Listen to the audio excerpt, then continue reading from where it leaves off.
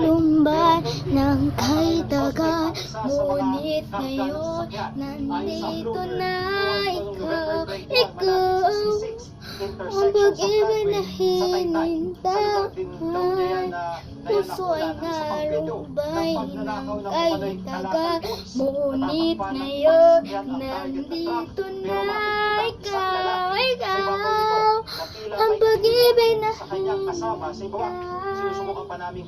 puso ay nalumbay ng kay tagal.